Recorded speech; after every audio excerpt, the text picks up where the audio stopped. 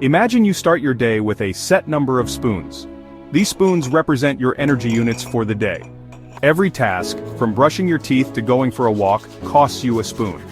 This, in essence, is the spoon analogy, a powerful tool for understanding the energy challenges faced by people with invisible illnesses, particularly mental health conditions.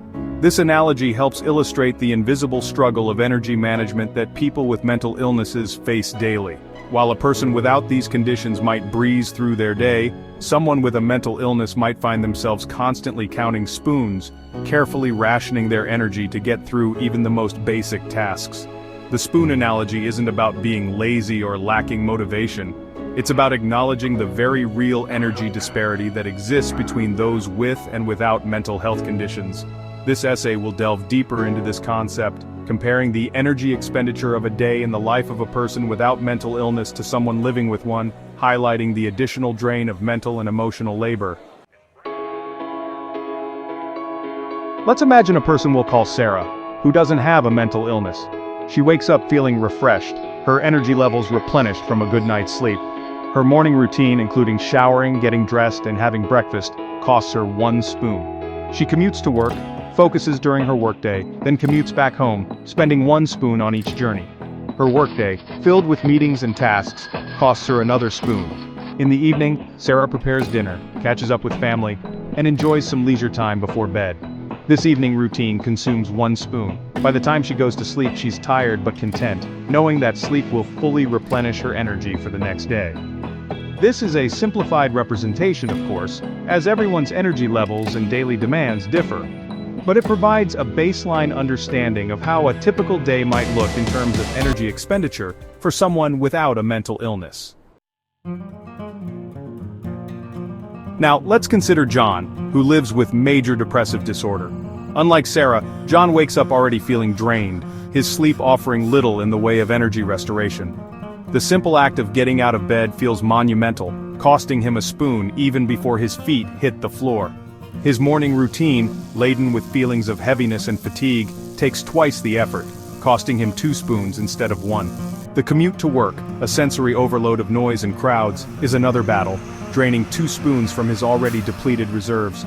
Work itself, which demands focus and social interaction, feels like climbing a mountain.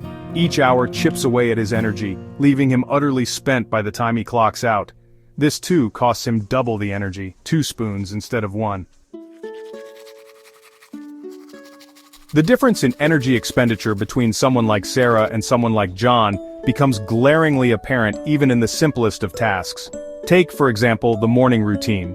For Sarah, it's a series of automated actions, done without much conscious thought or effort. But for John, each step is a hurdle. The weight of his depression makes it a struggle to even get out of bed.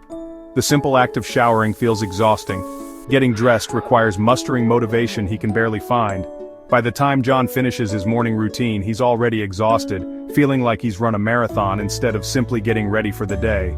This stark contrast highlights the invisible energy tax that mental illness levies, making even the most basic tasks feel Herculean. Section 5. The Workday Drain. Navigating the demands of a job. The workplace, with its demands for focus, productivity, and social interaction, can be challenging for anyone. But for someone like John, managing the symptoms of his depression while trying to meet those demands adds another layer of difficulty. The constant need to mask his internal struggle and present a normal facade to colleagues is emotionally draining. The effort it takes to concentrate on tasks, fight off negative thoughts, and engage in conversations can be utterly exhausting. By the end of the workday, John is mentally and emotionally spent, his energy reserves completely depleted. The commute home, once again a sensory onslaught, feels like the final nail in the coffin, leaving him craving nothing more than the solace of his own company.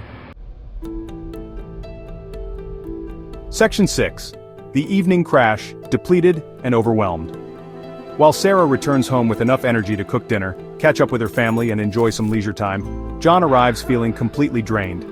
The thought of preparing a meal, engaging in conversation, or even just reading a book feels overwhelming. His social battery, already depleted from a day of masking his symptoms, is at 0.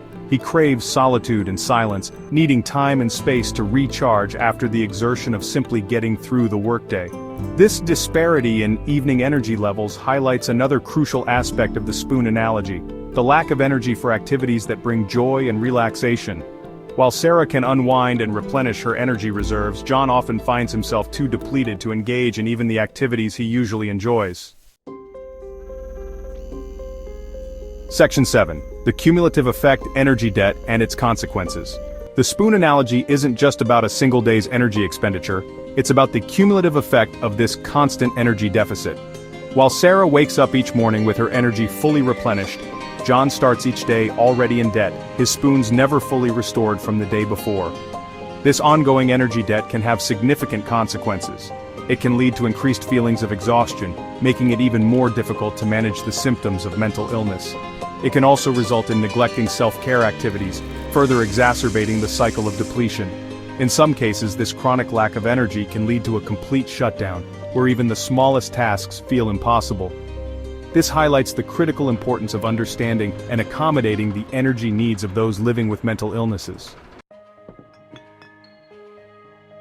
Section 8. Understanding and empathy, bridging the gap. The spoon analogy, while a simplification, provides a powerful framework for understanding the invisible energy struggles faced by individuals with mental illness. It highlights the disparity in energy expenditure, the cumulative effect of this deficit, and the profound impact it can have on daily life. By recognizing and validating these experiences, we can cultivate greater empathy and understanding. We can challenge the misconception that mental illness is a matter of willpower or choice. We can create space for open conversations about energy management and support those living with these conditions. Ultimately, the spoon analogy is a call for compassion and a reminder that sometimes the greatest act of strength is simply asking for help and understanding when someone says, "I don't have the spoons today."